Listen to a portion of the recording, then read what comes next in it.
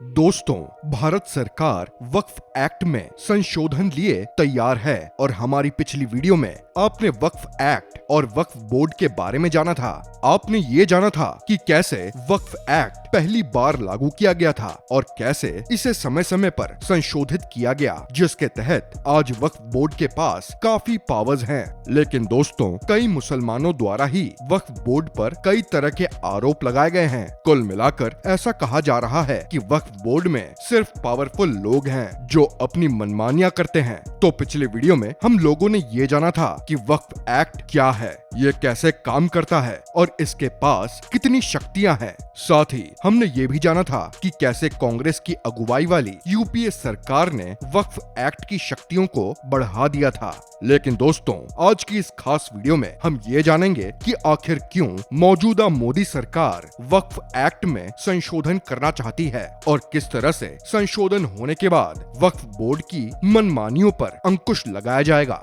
इसके साथ ही हम ये भी जानेंगे कि किस तरह से सरकार के फैसले के विरोध में दलीलें दी जा रही हैं और किस तरह से कई विपक्षी पार्टियां ये नहीं चाहती हैं कि सरकार वक्फ एक्ट में संशोधन करे। दोस्तों, वीडियो बेहद ही इम्पोर्टेंट है, इसीलिए इसे अंत तक बिना स्किप किए हुए अवश्य देखें। साथ ही वीडियो को एक लाइक और चैनल को सब्सक्राइब भी अवश्य करें ताकि ऐसी इम्पोर्टेंट वीडियोस चैनल पर अपलोड होती रहें और आपको मिल जाया करे। तो आइए वीडियो में आगे बढ़ते हैं। दोस्तों, हमारी पिछली वीडियो में आपने जाना था कि कैसे 1954 में लागू किए गए वक्फ एक्ट में 1955 में और 1995 में संशोधन किया गया। लेकिन सारा खेल 2013 से शुरू हुआ, जब कांग्रेस की अगुवाई वाली यूपीए सरकार ने वक्फ बोर्ड की शक्तियों को एकदम से बढ़ा दिया। बता दें कि आज वक्फ बोर्ड में आम मुसलमानों की जगह बहुत ज्यादा पावरफुल लोग हैं और इसीलिए आम मुसलमान, तलाकशुदा मुस्लिम महिलाओं के बच्चे, गरीब मुसलमान महिलाएं, शिया और बोहरा जैसे समुदाय वक्फ बोर्ड की मनमानियों से पीड़ित है। तो काफी लंबे समय से इस कानून में बदलाव की मांग कर रहे थे। इसके साथ ही इसके रेवेन्यू को लेकर भी कई तरह के सवाल हैं। दरअसल वक्फ बोर्ड को कितना रेवेन्यू आता है, इसका कोई रिकॉर्ड सरकार के पास नहीं है। ऐसे में जब ये रेवेन्यू रिकॉर्ड पर आ जाएगा तो वो मुसलमानों के लिए ही सही तरीके से इस्तेमाल किया जाएगा। दोस्तों, बात करें अगर वक्फ बोर्ड के शक्तियों की, तो आप बस इतना जान लीजिए कि दुनिया में किसी भी देश के वक्फ बोर्ड के पास इतनी शक्तियां नहीं हैं जितनी भारत के वक्फ बोर्ड के पास है। बता दें कि जो कानून भारत के वक्फ बोर्ड में है, वैसा तो सऊदी या ओमान में भी नहीं है।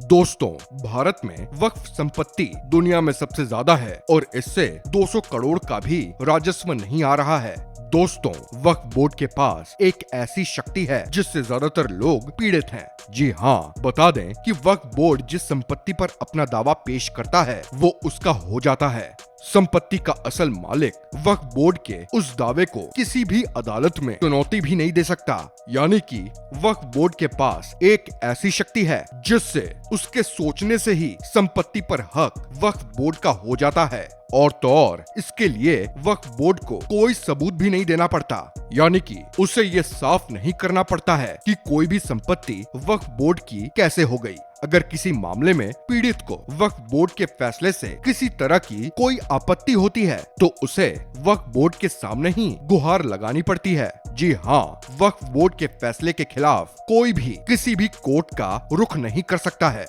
वक्फ बोर्ड के पास कितनी संपत्ति है? दोस्तों, साल 2009 तक वक्फ की पूरे देश में लगभग 4 लाख एकड़ तक की 3 लाख रजिस्टर्ड वक्फ संपत्तियां थी। लेकिन आज मौजूदा समय में 8 लाख एकड़ भूमि में फैली 8,72,293 से ज्यादा रजिस्टर्ड वक्फ की अचल संपत्तियां हैं। यानी कि केवल 13 साल के भीतर वक्फ की जमीन दोगुनी हो गई है और अगर इन संपत्तियों की कीमत निकाली जाए तो ये करीब 1.2 लाख करोड़ रुपए के करीब होंगे। यानी कि वक्फ बोर्ड देश में सशस्त्र बलों और भारतीय रेलवे के बाद तीसरा सबसे बड़ा भूस्वामी बन गया है। दोस्तों, उत्तर प्रदेश में सबसे ज्यादा वक्फ संपत्ति है। वहाँ सुन्नी बोर्ड के पास 10,239 संपत्तियां जबकि शिया बोर्ड के पास 15,386 संपत्तियां हैं। लेकिन हैरानी की बात यह है कि वक्फ बोर्ड ये कहता है कि उनके पास पैसा नहीं है,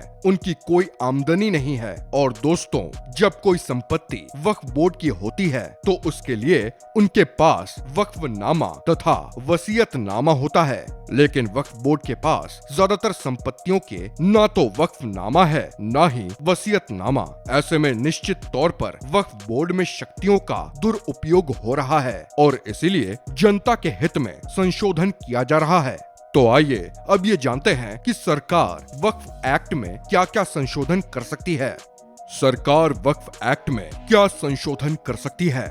दोस्तों, केंद्र सरकार वक्फ बोर्ड की मनमानियों पर अंकुश लगाने की तैयारी में है। इसके लिए सबसे पहले वक्फ संपत्तियों का सत्यापन किया जाएगा, यानी कि अगर बोर्ड किसी संपत्ति पर दावा करता है तो उसका अनिवार्य रूप से सत्यापन किया जाएगा। कुल मिलाकर ये समझ लीजिए कि केवल कह देने भर से कोई भी संपत्ति वक्फ बोर्ड की नहीं हो जाएगी। इसके अलावा जिस प्रावधान के तहत वर्तमान में राज्य या केंद्र सरकार वक्फ की संपत्तियों में किसी प्रकार का कोई दखल नहीं दे सकती है, उस प्रावधान को भी संशोधित किया जा सकता है। बता दें कि प्रस्तावित संशोधन के बाद वक्फ बोर्ड को अपनी संपत्ति जिला मजिस्ट्रेट के दफ्तर में पंजीकृत करानी होगी। ऐसा करने से संपत्ति का मूल्यांकन हो सकेगा, साथ ही राजस्व की जांच भी की जा सकेगी। दोस्तों, इसके अलावा उन संपत्तियों का भी अनिवार्य सत्यापन संशोधन में प्रस्तावित किया गया है जिन पर बोर्ड ने तो दावा किया है लेकिन किसी अन्य व्यक्ति ने भी उस संपत्ति पर अपना मालिकाना हक जताया हो।